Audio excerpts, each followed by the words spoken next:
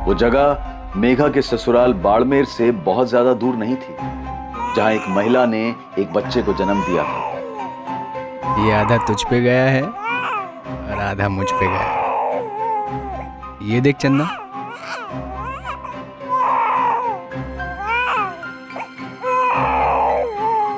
मुझे तो लगता है पूरा तुझ पे ही गया है कमल।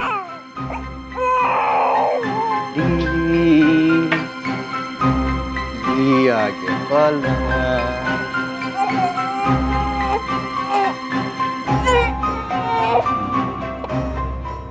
सूरज नाम कैसा रहेगा इसके लिए? बहुत अच्छा नाम है, तू चंदा और ये सूरज। शायद हम कभी ना जान पाए कि तेरी माँ ने ऐसा क्यों किया, पर हमें तो जीना है ना। तेरी माँ तुझसे और मुझसे बहुत प्यार करती थी और उसने जो कुछ भी हमें सिखाया है उसी के सहारे आगे की जिंदगी काटनी है। हमें खुश रहने की कोशिश करनी है। भजन ने तो जिद बांध लिया लगा, दोबारा शादी नहीं करेगा। मगर जगत को एक माँ की जरूरत है, तथा जगत भी अपने ही घर का बच्चा है। राकेश और जगत हमारे लिए हमेशा बराबर होने चाहिए। हो सके तो जगत को भी अपना बेटा मानकर एक माँ का प्यार देने की कोशिश करना। सुनो, मुझे माफ कर दो, मैं हमेशा आप पे शक करती थी। सभी ने किया था लता, कुछ लोग तो आज भी करते हैं।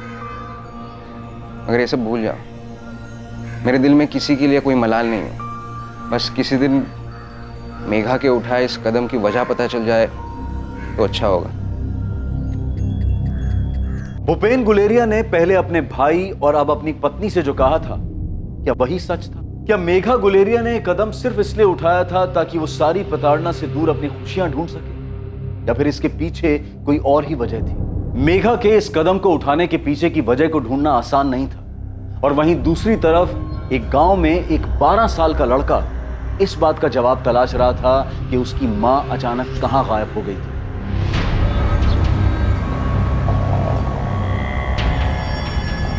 बारह साल के रतन दागा को जीवन व्यापन करने के लिए चाय की दुकान पर काम करना पड़ रहा था,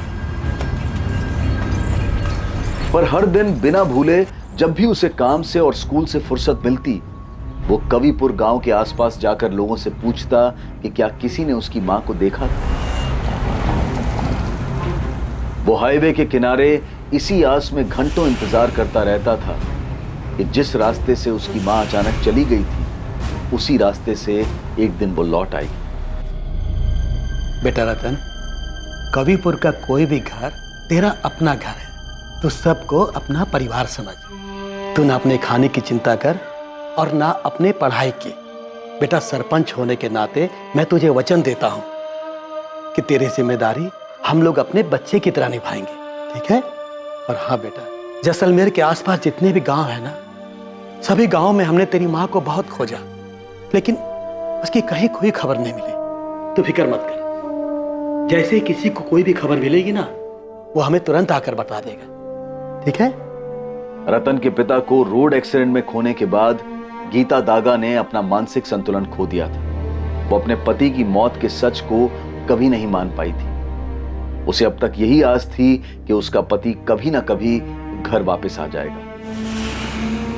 वो हाईवे के किनारे इसी उम्मीद में अपने पति की राह देखती रहती थी। अपने मृत पति की तलाश में वो अक्सर यहां वहां भटकती रहती थी, और लगभग हर दिन रतन अपनी मां को गांव के हर कोने में खोजता। वो उसे किसी कोने में पड़ी हुई मिलती और रतन उसे फिर से घर वापस ले आता।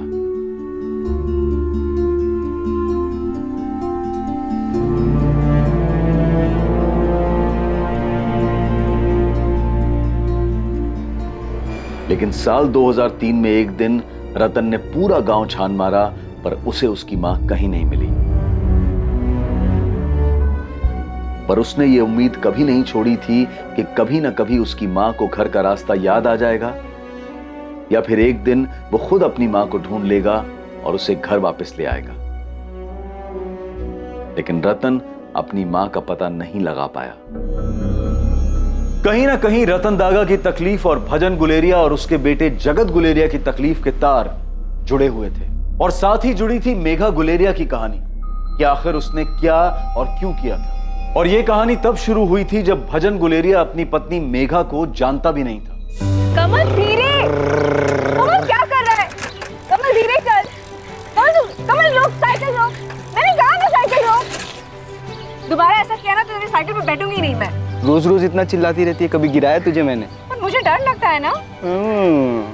अच्छा सुन, घर पे कल बोल देना स्कूल से पिकनिक के लिए फोर्ट ले जा रहे हैं, फिर घूमने चलेंगे। 3 बार पहले भी यही बहाना बना चुकी हूँ। फिर से कहूंगी तो माँ पूछेंगी कि तुम्हारे स्कूल वालों को फोर्ट के अलावा और कोई जगह नहीं मिलती क्या? अच्छा, बालोतरा चलते हैं फिर। सुबह स्कूल से छुट्टी मारेंगे, बस से जाएंगे, दिन भर घूमेंगे और शाम को वापस। तू एक काम कर, तू अपनी माँ को बोल मेरे घर पे आ और मेरा हाथ मांग ले, फिर बहाना बनाने की जरूरत ही नहीं पड़ेगी। मान जाएगी माँ? अगर नहीं मानी तो? तू भागेगी मेरे साथ? कमल, मैं अपनी माँ को दुखी नहीं देख सकती। तू पहले बात तो कर, उनको मेरे घर भेज तो सही, फिर देखेंगे ना, बात होगी। फिर अगर माँ ने मना किया तो तब का तब देख लेंगे। ठीक है। माँ, हाँ, ये लड़का है, भजन नाम है। मेघा देख जरा, रिश्ता है तेरे लिए। देखने में तो थोड़ा अच्छा लगे। माँ, परिवार भी बहुत अच्छा है, बरमेर में जमीन है इनकी।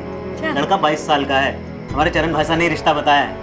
मैंने मेघा का फोटो भिजवा दिया उनके हाथ। माँ, लड़के का फोटो देखते ही मैंने चरण भाई को बोल दिया कि लड़का हमें बहुत पसंद है। अब अगर वो मेघा को देखना चाहते हैं तो अगले इतवार को घर आ जाए। मेघा देख जरा, लड़का कैसा लगा? अच्छा है ना? सबसे पूछ लिया मैंने, किसी को नहीं पता कमल कहाँ गया है। उसकी माँ से पूछा क्या? अरे उनसे भी पूछा, लेकिन उनको भी नहीं पता वो कहाँ गया है। देवा बता ना, वो किसी काम वाम के लिए गया है? कोई फोन नंबर दिया है क्या तुझे? नहीं रे, होता तो बताता नहीं क्या।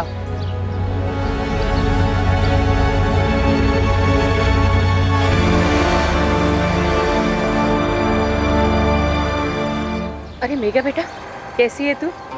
तेरी माँ ने बताया तुझे देखने के लिए रविवार को लड़के वाले आ रहे हैं।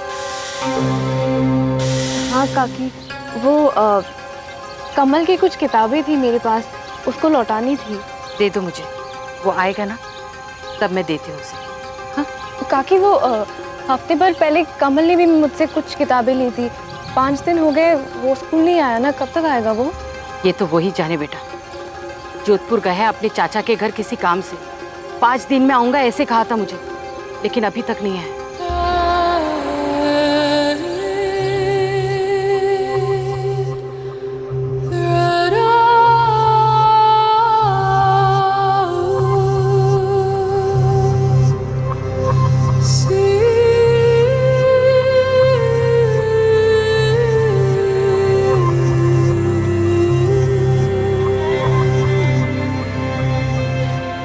मेघा को पहली नजर देखते ही भजन गुलेरिया को उससे प्यार हो गया।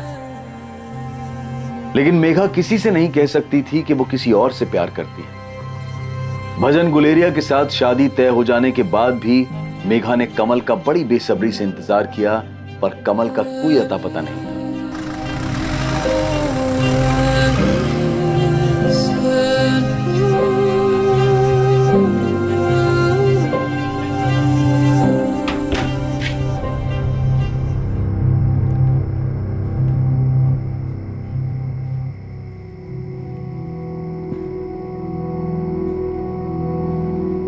अब जब हमारी शादी हो ही गई है तो तुमको एक सच बताता हूँ। असल में मैं तो शादी ही नहीं करना चाहता था, तो माँ बापू और भूपेन भैया जबरदस्ती कसम देकर मुझे ले गए थे तुम्हें दिखाने। मैं तो शहर जाकर काम करना चाहता था, पर सच कहूँ तो जब मैंने तुमको देखा तो मेरा मन ही बदल गया। मैंने फैसला कर लिया कि मैं शादी तो तुमसे ही करूँगा। माँ बापू को तुम नहीं अच्छी लगी तो मैं अड़ जाऊंगा। तुमसे तो पूछा नहीं, शायद पूछते भी नहीं होंगे, लेकिन फिर भी मैं पूछता हूँ, क्या मैं तुमको पसंद आया?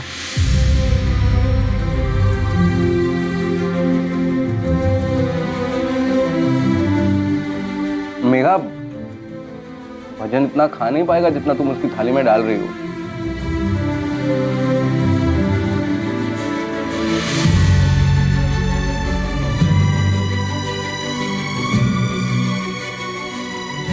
मेघा चौहान अब मेघा गुलेरिया बन चुकी थी। उसने ना सिर्फ इस शादी को स्वीकार कर लिया था, बल्कि वो इस शादी से खुश भी थी।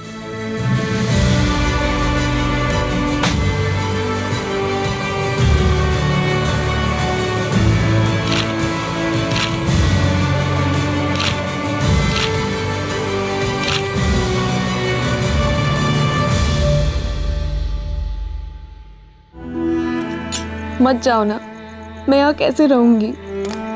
मेघा, मैं तेरे और जगत के लिए तो जा रहा हूँ ना। वहाँ पे अच्छा काम करूँगा, 4 पैसे कमाऊँगा। यहाँ पे जितना है हम उसमें खुश है। मत जाओ ना। दिल्ली बड़ा शहर है, करने को बहुत सारा काम है, और काम दिलाने में तेरा भाई गुंजन भी तो मदद कर रहा है ना। भजन, मुझे बहुत डर लग रहा है। मेघा, इसमें डरने वाली कौन सी बात है? तू अकेले थोड़ी है घर में, सभी तो हैं। माँ है, बापू है, कंचन है, लता भाभी है, और भूपेन भैया भी तो हैं। देख, मैं दिल्ली में यहाँ से कई गुना पैसा कमाऊंगा, और फिर तुझे और जगत को बेहतर जिंदगी दे पाऊंगा।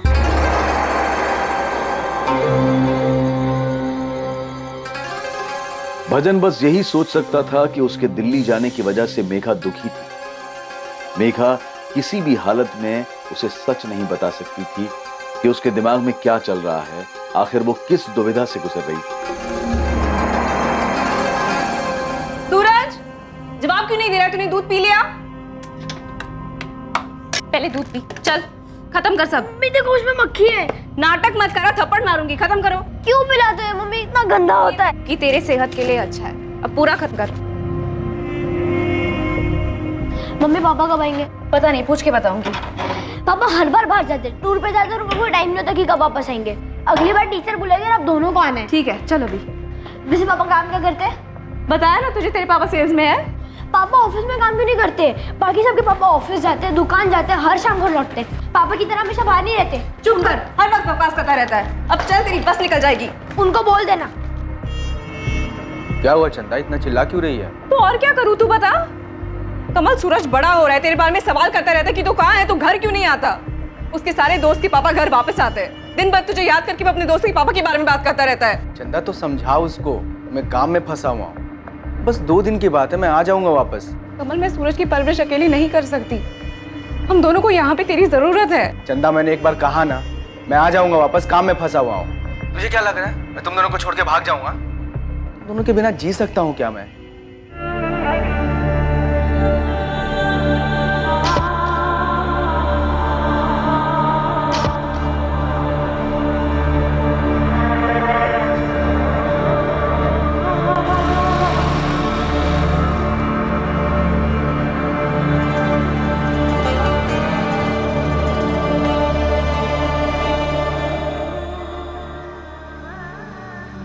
लड़के के घर वालों से बात हो गई।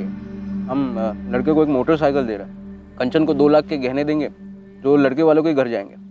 साथ में 2 लाख नकद भी देंगे, और उनके मेहमानों का ख्याल तो हम रखेंगे। भजन, तू सुन रहा है? हाँ, आप कैसे भी करके कंचन की शादी तय कर दीजिए। मेरे बाद जो कुछ भी होगा मैं दे दूंगा। भजन, तू ऐसा क्यों कर रहा है?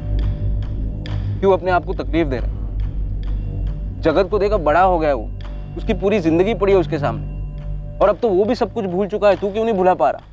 ना तू ठीक से खाता है, ना अपना ख्याल रखता है।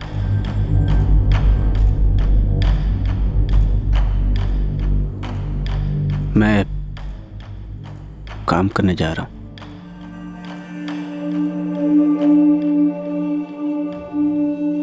एक भजन, जो कुछ भी हुआ उस तकलीफ से गुजरना सबके लिए मुश्किल था। ये जो लड़का है ना पंकज, बड़ी मुश्किल से हाँ कहा है उसने कंचन से शादी करने के लिए। उसने या उसके परिवार ने अभी तक तेरे बारे में कोई सवाल नहीं पूछा, ना ही तेरी बीवी के बारे में। मुझे डर है कि तेरी ये हालत देखकर वो सवाल पूछना शुरू कर देंगे, और फिर हमें जवाब देना होगा, और फिर कंचन की शादी का क्या होगा? आप फिक्र मत करो भैया, मैं उन लोगों के सामने आऊँगा ही नहीं। अब बस कैसे भी करके कंचन की शादी पक्की कर दो। बाकी जगत को आप और भाभी अपने बच्चे की तरह पाल ही रहे हो। मगर भजन, जगत तेरा लड़का है, उसे तेरी जरूरत है जिंदगी में आगे रास्ता दिखाने के लिए। सब कुछ भूलकर एक बाप का फर्ज अदा कर, क्योंकि पिछले 13 साल से तू जिस सवाल का जवाब ढूंढ रहा है वो तुझे कभी मिलने नहीं वाला। मेघा ने अपनी जान क्यों ली है हमें कभी पता नहीं चलेगा। सच तो ये है कि मेघा अब नहीं रही, और अगर किसी दिन इसकी वजह तुझे पता भी चल जाए तो उससे क्या होगा? क्या तेरे मन को शांति मिलेगी?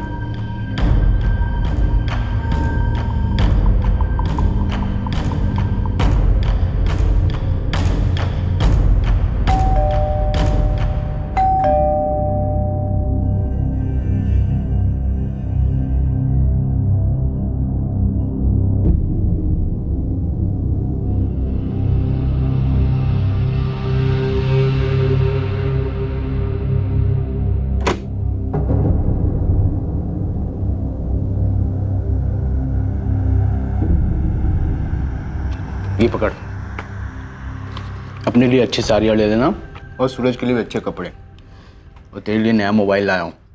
इस बार कहाँ डाका डाला कमल? चैन से खाना खाने दे चंदा, 2 हफ्ते बाद घर का खाना मिला है। सूरज को मैं क्या कहूँ कमल? झूठ बोलना पड़ता है उसे कि उसके पापा सेल्समैन है इसलिए बाहर जाते हैं। क्या होगा अगर उसे पता चल जाएगा? मेरे पास उसके सवालों का कोई जवाब नहीं है। क्या होगा अगर उसको पता चलेगा कि उसके पापा सेल्समैन नहीं चोर है? कमल तू ये सारी काम छोड़ क्यों नहीं देता? कुछ आम लोगों वाला काम करते हैं ना। कहने में बहुत आसान लगता है, कुछ और काम करूंगा तो इतने पैसे मिलेंगे क्या? न तेरी जरूरतों का ख्याल रख पाऊंगा न सूरज की। और अगर सूरज को पता चल गया तो? कैसे पता चल जाएगा? हाँ, इतने सालों से कर रहा हूँ, पुलिस को आज तक पता नहीं चला है। हाथों में सफाई है मेरे, एक रिकॉर्ड नहीं है मेरा पुलिस के पास। खामखा ही डर रही है। डर लगता है मुझे कमल, बहुत बार ये सपने में आता है। जब भी ये दरवाजे की बेल बजती है ना, ऐसा लगता है कि मैं दरवाजा खोलूंगी और पुलिस आएगी सामने और तुझे पकड़ के ले जाएगी।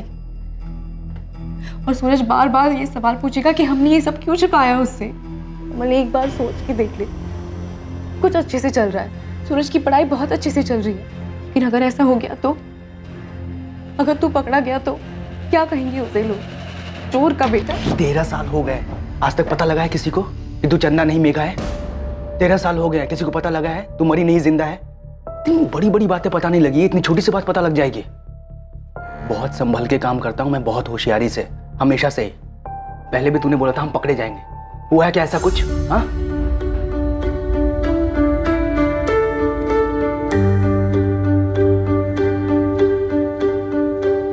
अरे जीते, आप भी रुक जाते दामाद जी। अरे नहीं, बहुत काम है, तो आपने कहा मेघा और जगत को छोड़ दूं इसलिए ले आए हैं। अब मेघा आई है यहाँ तो कम से कम 2 हफ्ता रुकने दो उसे।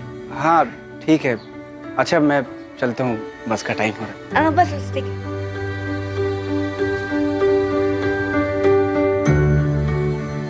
कोई 2 हफ्ते नहीं, 4 दिन में लेने आऊंगा, तैयार रहना। तुम माँ से क्यों नहीं बोला? अभी नहीं जाओ? अरे उनका मन भी रखना पड़ता है ना। अच्छा अब मैं चलता हूँ, जाऊँ? देख अगर नहीं बोलेगी तो नहीं जाऊँगा फिर। भैया और बापू अलग से 4 बात सुनाएंगे कि छोरी की शादी क्या हो गई, जोरू का गुलाम हो गया, एकदम काम धंधा ही छोड़ दिया। ठीक है जाओ, पर आ जाना 4 दिन में।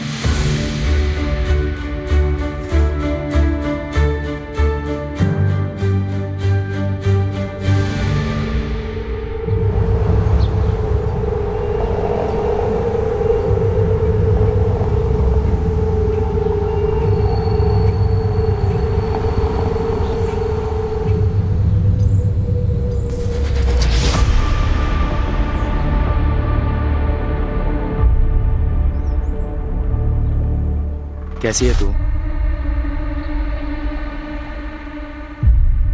तू अब तक नाराज है? मैं आया था तुझसे माफी मांगने, पर तू बाड़मेर में थी। मेरी हिम्मत नहीं हुई वहां आने की। मैं जब भी गांव आता हूँ तेरा ही इंतजार करता हूँ कि तू कभी तो गांव आएगी। अब क्यों आया है कमल? जो हो चुका है वो हो चुका है। सब मेरी गलती है, मुझे पता ही नहीं था तेरे साथ क्या चल रहा है। मैंने वापस आने में देर कर दी। देर नहीं, तुमने बहुत देर कर दी। सब खत्म हो चुका है, मैं अपनी जिंदगी में नई शुरुआत कर चुकी हूँ। वो गांव के बाहर का घर याद है ना तुझे? कल इंतजार करूंगा मैं तेरा वहां। जो तू मुझे भूल चुकी है तो मत आना, नहीं तो बस आकर माफ कर देना मुझे।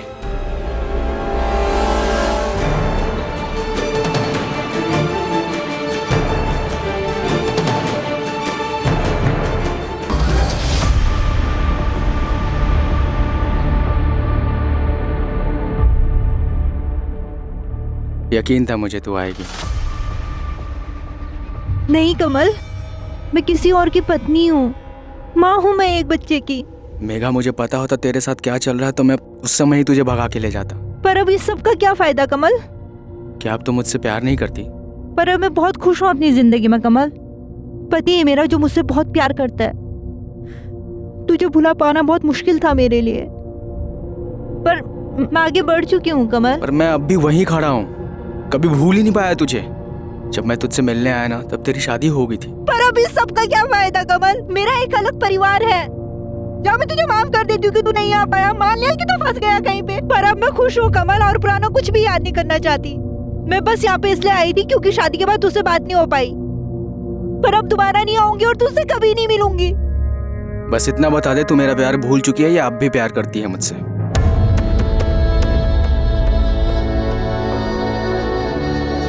बोलना इतना आसान होता ना, तू कभी आती ही नहीं यहाँ। कमल, मैं तुझसे बहुत पहले प्यार करती थी,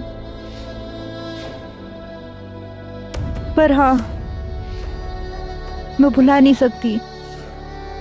तू वो पहला इंसान है जिससे मैंने प्यार किया था। वो पहला इंसान जिसे तूने किस किया था, जिसके साथ तू रहना चाहती थी, जिसके साथ अपनी पूरी जिंदगी बिताना चाहती थी। किस्मत हमारे साथ नहीं थी। जब तुझे मेरी जरूरत थी मैं था ही नहीं। पर क्या उस गलती की वजह से हम दोनों एक दूसरे को हमेशा कोसते रहेंगे, एक दूसरे से अलग हो जाएंगे?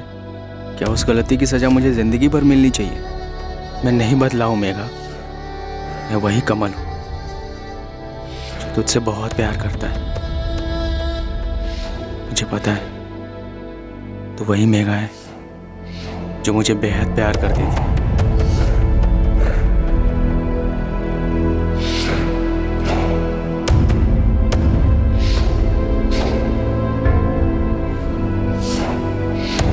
मेघा, हमारी मंजिल पहले भी एक थी, आज भी एक है और हमेशा ही एक रहेगी।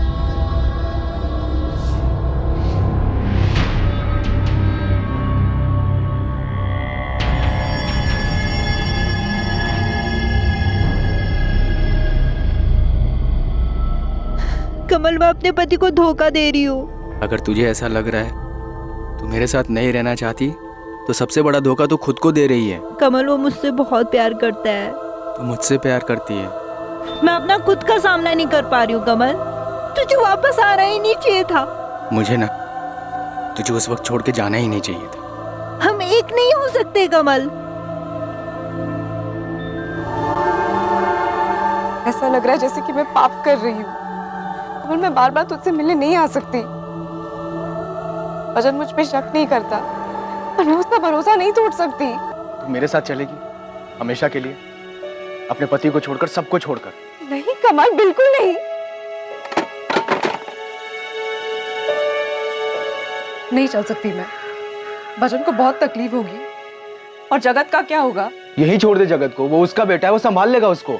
नहीं, कुछ भी नहीं बिगड़ेगा मेघा। 5 साल हुए हमें एक दूसरे को देखे हुए, बात तक नहीं की थी, और अब देख सिर्फ 2 महीने हुए हमें मिले हुए, सब कुछ पहले जैसा हो गया है। हमारी किस्मत में मिलना ही लिखा है, नहीं तो हम ऐसे मिलते ही नहीं। नहीं कमल, हमारे पास एक मौका था साथ में होने का, लेकिन तू तब नहीं था। मौका भी है मेघा, मैं गलती दोबारा नहीं कर सकता। पर ऐसा कैसे होगा कमल? होगा मेघा, मैंने सब कुछ सोच रखा है। अगर तू मर जाए, अपने पति के लिए, अपने बच्चे के लिए, अपनी माँ के लिए, पूरी दुनिया के लिए। ये तू क्या कह रहा है? मेरे पास एक प्लान है। वो देवा याद है तुझे? मेरा एक और दोस्त है सुधीर, मेरे साथ ही काम करता है। मैंने उनसे बात की है, हमें किसी और को मारकर सबको ये दिखाना होगा कि वो मेघा की लाश है। लेकिन अगर किसी को मारा तो पता चल जाएगा कि खून हुआ है, और फिर पुलिस जांच करने आ जाएगी, और जांच करके पुलिस आज नहीं तो कल तुझ तक पहुंच ही जाएगी। यार मुझे मेघा चाहिए। अब वो ऐसे अपने पति को छोड़कर तो आने से रही, उसे बेइज्जती का बहुत डर है। हाँ, अगर ये साबित हो जाए कि वो मर चुकी है तो मैं उसको मना लूंगा। तो फिर कुछ सोचते हैं। इसके लिए हमें उसके जैसी एक औरत को ढूंढना पड़ेगा। ये मर गई है, ये यकीन दिलाने के लिए हमें किसी को तो मारना ही पड़ेगा, तभी सबको यकीन होगा। सही कह रहे। हफ्ते भर सोचने के बाद ये तरकीब दिमाग में आई है, और देवा को तो एक औरत भी मिल गई है इसको देखकर ऐसा लगेगा जैसे तू मरी है।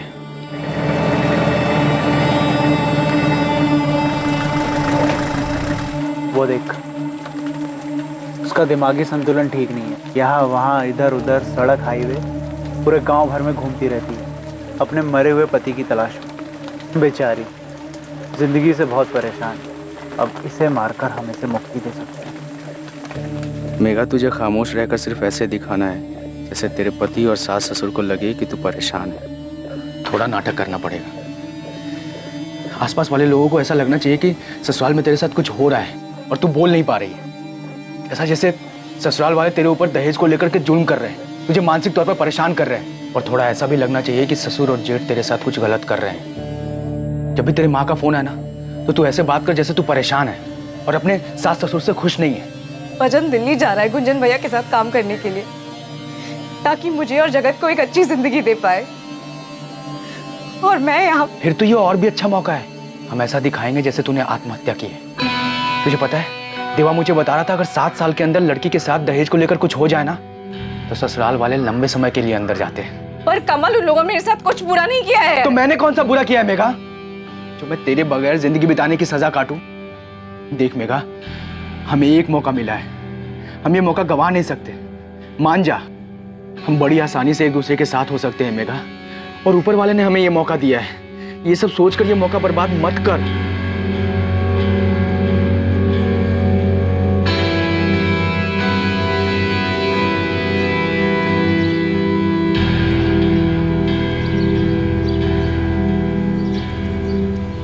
सुनो, सुनो।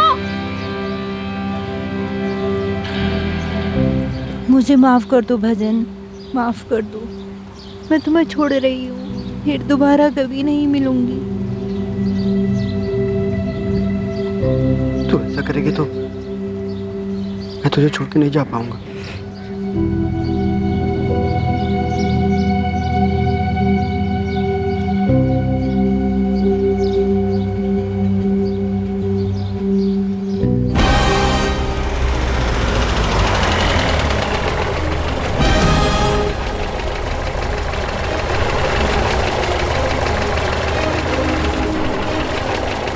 मेरे पति को देखा क्या तूने? हाँ मैंने देखा ना। कहाँ देखा है?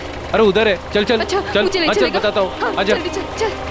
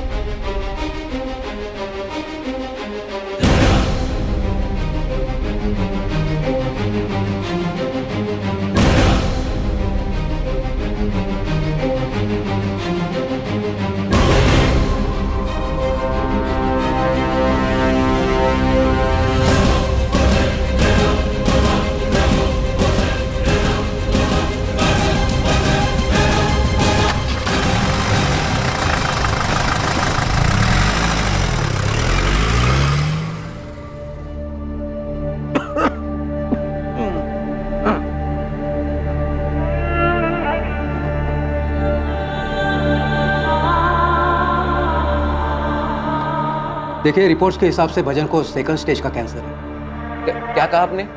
Second stage cancer? क्या मतलब है इसका?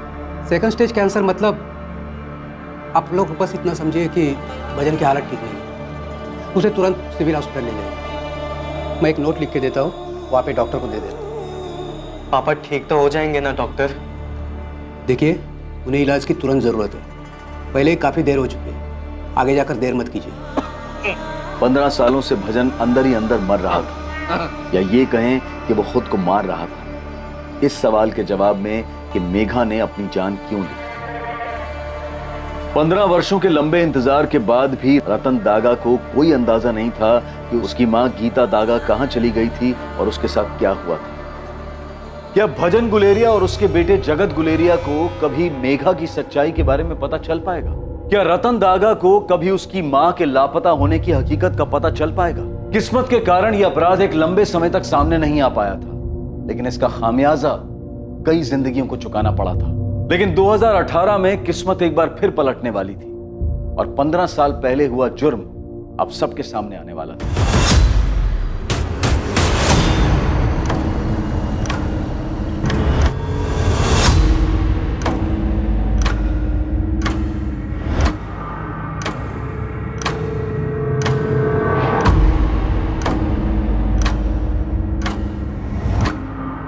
ध्यान से देखिए जितेंद्र, तीनों में से किसी को जानते हैं? इन तीनों में से कभी कोई आपकी दुकान पर आया हो?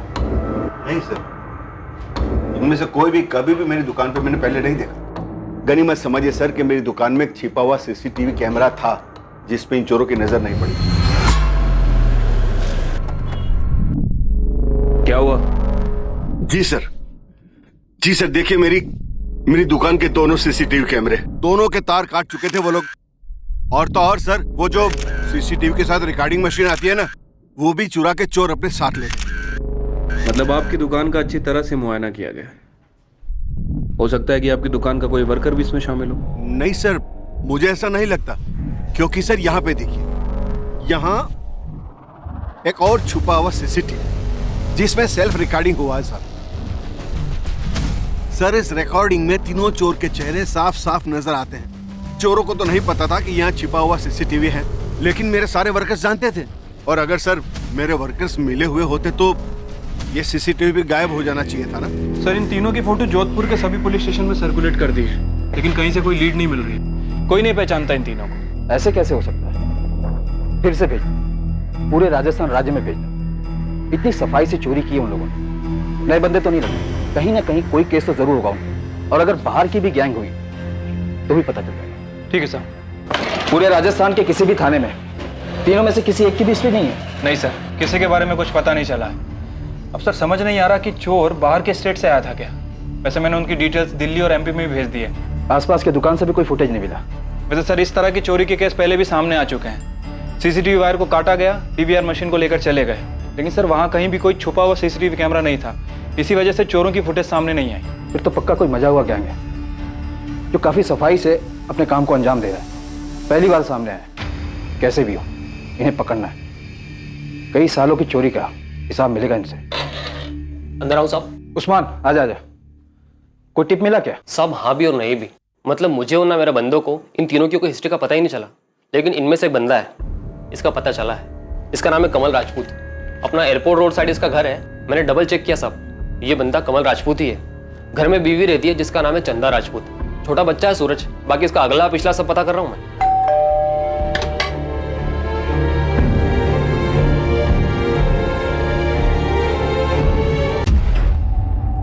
चंदा राजपूत। डर लगता है कमल, बार बार सपने में आता है। जब भी ये दरवाजे की बेल बजती है ना, ऐसा लगता है कि मैं दरवाजा खोलूंगी और पुलिस आएगी सामने और तुझे पकड़ के ले जाएगी। चंदा राजपूत जी। ये तुम्हारा पति कमल राजपूत है? वो बाहर है सर। कहाँ बाहर गया है? और ये फोटो में जो दो लोग हैं वो कौन है तुम्हारे पति के साथ? मुझे नहीं पता। नहीं पता? तुम्हारे पति ने इस बार ज्वेलरी शॉप में डाका डाला है। इसके पहले और कहाँ कहाँ डाका डाला उसने?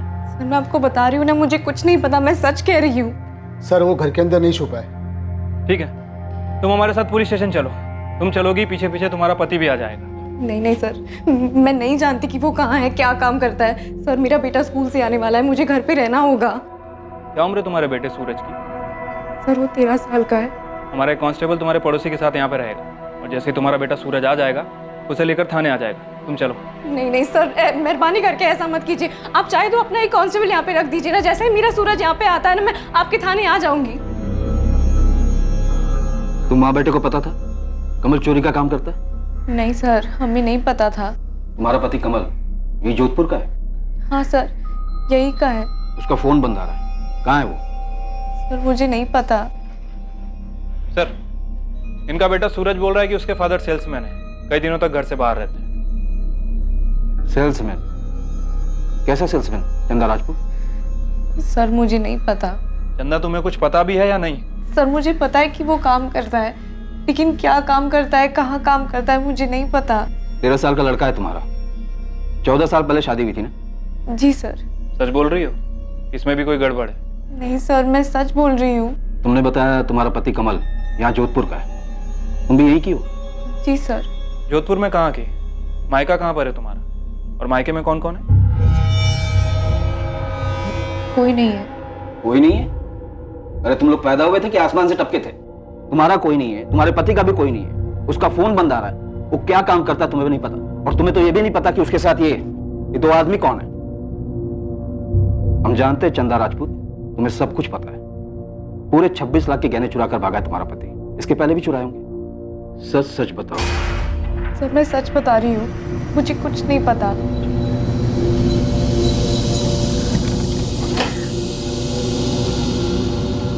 सलाम साहब, ये चंदा झूठ बोल रही साहब। इसका पति कमल राजपूत जैसलमेर के रूपनगर गांव से है और वहीं पर उसकी मां मनीषा राजपूत भी है। इसकी कहानी में कुछ तो गड़बड़ है साहब। अपना घर छुपाने की क्या जरूरत थी इसे? मुझे लगता है कि इसके पति के बारे में ये बहुत कुछ जानती है और बता नहीं रही। ठीक है, वो सब हम देख लेंगे, लेकिन तेरे लिए सबसे बड़ा काम है कमल राजपूत के दोनों साथियों का पता लगा। मुझे नहीं खाना और मुझे स्कूल भी नहीं आना है कभी भी। मम्मी पहले मुझे ये बताओ, नीचे पुलिस क्यों खड़ी है? पापा ने चोरी की सब कह रहे हैं। बेटा मुझे नहीं पता, उनका फोन नहीं लग रहा है मुझे। आप झूठ बोल रहे हो। मम्मी सच बोलो, पापा ने चोरी की है, वो चोर है। चुप क्यों, बोलो ना।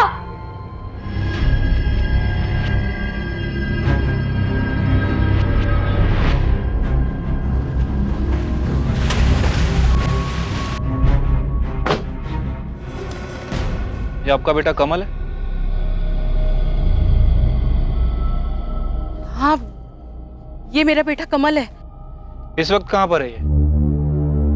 पता नहीं साहब। ये देखिए, ये दोनों आपके बेटे के साथी हैं, बता सकती हैं कौन है ये दोनों? ये दोनों तो उसके दोस्त लग रहे हैं। देवा और सुधीर नाम है इन दोनों का। लेकिन आप लोग मेरे बेटे को क्यों ढूंढ रहे हैं? चोरी की आपके बेटे ने, 26 लाख रुपए के गहने लेकर गायब हुआ है, और इसके पहले भी कई बार की होगी। देखिए, मुझे कुछ भी नहीं पता। कितने साल हुए मैंने अपने बेटे को देखा तक नहीं। क्या चल क्या रहा है तुम्हारी फैमिली के बीच में? उधर तुम्हारी बहू चंदा कह रही है कि कमल का कोई परिवार ही नहीं है। तुम लोग आपस में बात नहीं करते हो क्या? देखिए, मैं किसी चंदा को नहीं जानती और मुझे ये भी नहीं पता कि कमल ने शादी कर ली है। तब तो आप अपने पोते सूरज को भी नहीं जानती होंगी। कमल को देख के 15 साल हो गए। 15 साल पहले वो गया, आज तक नहीं लौटा। वो ना कोई चिट्ठी भेजी और ना ही कोई फोन किया उसने। मुझे ये तक नहीं पता कि उसने किसी चंदा नाम की लड़की के साथ शादी किया और उसका एक बच्चा भी है। चंदा के सामने बिठा के जब सवाल जवाब करूंगा ना, तो पता चल जाएगा क्या जानती है और क्या नहीं। अरे तुम्हारा बेटा कमल कहाँ पे? ये है चंदा। क्यों, इसका और भी कोई नाम है? हाँ साहब, ये हमारी गांव की मेघा है, गायत्री की बेटी। लेकिन ये तो 15 साल पहले मर चुकी है। मेघा 15 साल पहले मर चुकी है? हाँ साहब, ये मेघा चौहान है। शादी के बाद ये मेघा गुलेरिया बन गई थी। 15 साल पहले उसने आत्महत्या कर ली। ससुराल वाले दहेज मांग रहे थे उससे, इसलिए मिट्टी का तेल छिड़क कर उसने खुद को जला दिया। ये मेरे बेटे की पत्नी कैसे हो सकती है? आप लोग पक्का इस मेघा से मिले हो? ये आपकी बेटी मेघा है?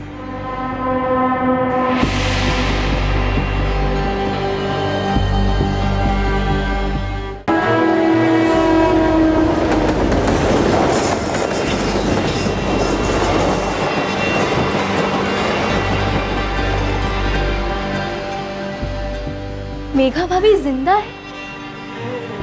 फिर ऐसे कैसे हो सकता है? पुलिस ने तो यही बताया। उसने अपना नाम भी बदल दिया था,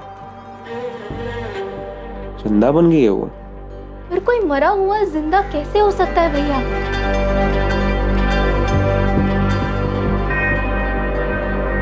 कमल राजपूत और उसके दोनों साथी देवा और सुधीर जैसलमेर में ही छुपे हुए थे, जिन्हें पुलिस ने ढूंढ निकाला। इनके पास से लूट का एक बहुत बड़ा हिस्सा बरामद हुआ, लेकिन इस लूट से बड़ा वो अपराध था जो 15 साल पहले हुआ था। ये देखिए सर, बाकायदा कोर्ट में केस चला है सर। भजन गुलेरिया के पिता रणछोड़ गुलेरिया, माता पार्वती गुलेरिया और बहन कंचन गुलेरिया, ये तीनों ही जेल में थे सर। लेकिन कोर्ट के पास कोई सबूत नहीं था, इसलिए इन्हें रिहा कर दिया गया। सबूत ना होने की वजह से, और वो भी ऐसे जुर्म के लिए जो उन लोगों ने कभी किया ही नहीं था।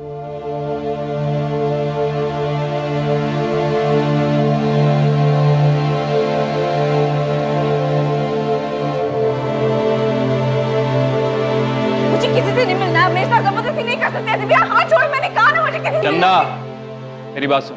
देखो, तुम्हारे पति को कैंसर है।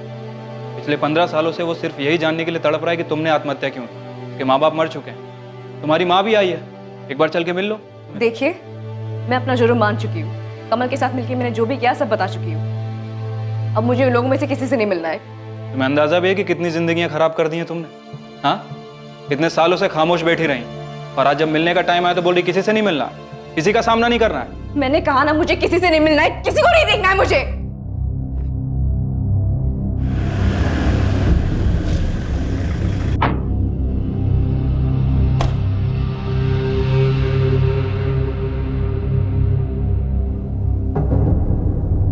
किडनैपिंग के केस पर क्या हुआ? सर, मैं रतन दागा। आपने फोन किया था, आप मेरी माँ के बारे में कुछ बोल रहे थे, क्या पता चला आपको? हाँ रतन, बैठो। जी सर। रतन, हमने पता किया 15 साल पहले तुम्हारी माँ को मार दिया गया था और उन्हें जलाकर मारा गया, और इस काम को एक कपल ने मिलकर अंजाम दिया क्योंकि वो साथ में भागना चाहते। तुम्हारी माँ की लाश को उस औरत की लाश बताकर ये साबित करना चाहते थे कि उस औरत ने आत्महत्या कर ली, ताकि सबको यही लगे कि वो भागी नहीं, मर गई। मेघा गुलेरिया नाम था उसका।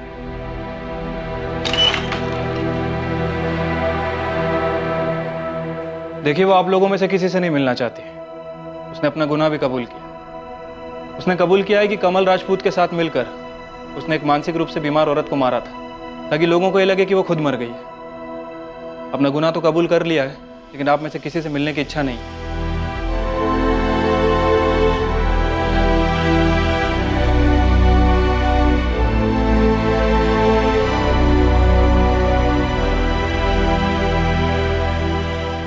मैं आपसे हाथ जोड़कर माफी मांगती हूँ दामाद जी, मुझे माफ कर दे। रहने दीजिए माँ जी, उसने सिर्फ हमको ही नहीं, आपको भी अंधेरे में ही रखा था। अंधेरे में नहीं पापा, माँ ने हम सबके पीठ पे छुरा घोपा है, छुरा।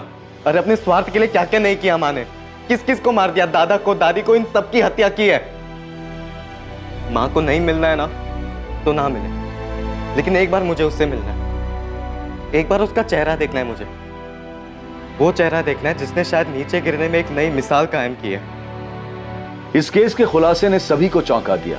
13 साल के सूरज के लिए इस पर भरोसा कर पाना सबसे ज्यादा मुश्किल था। उसे उसकी दादी यानी कि कमल की मां के पास छोड़ दिया गया। कमल राजपूत, देवा, सुधीर और मेघा गुलेरिया पर गीता दागा की हत्या के लिए आईपीसी की धारा 302 के तहत केस दर्ज किया गया है।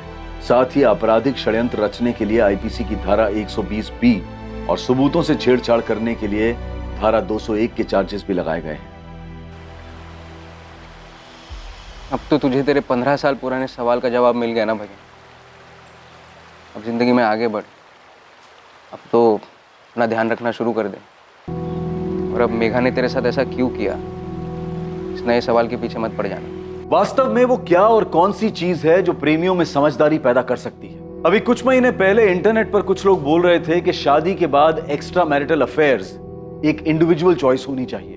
ये एक व्यक्तिगत विचार है और इसका ना तो हम समर्थन करते हैं और ना ही खंडन। ये आपको सोचना है कि क्या सही है और क्या गलत। एक तरफ इस जघन्य अपराध में शामिल किरदार 14 सालों तक कभी रोशनी में नहीं आए, लेकिन एक लाश सामने थी जो देखने में हूबहू मृतक महिला की तरह लग रही थी, लेकिन बहुत ही बुरी तरह जली हुई हालत में। ऐसे मामले में मृतक महिला का डीएनए टेस्ट किया जाना चाहिए था। इस बात की पुष्टि की जानी चाहिए थी कि मेघा से मिलती जुलती हुई लाश वाकई में मेघा की ही थी या नहीं। इस तरह का अपराध मायूसी देता है और हर तरफ से खामोशी से तबाही ही लाता है। किसी की लाश पर खुशियों की इमारत कैसे खड़ी हो सकती है? अब मैं अनूप सोनी आपसे विदा लेता हूं। कल रात 11 बजे कौन बनेगा करोड़पति के करमवीर एपिसोड के बाद आपसे फिर मुलाकात होगी एक और नए केस के साथ। और याद रखिए, क्राइम और आपके बीच में सिर्फ इतना फर्क है कि आप कितने सतर्क हैं। सतर्क रहें, सुरक्षित रहें। जय हिंद।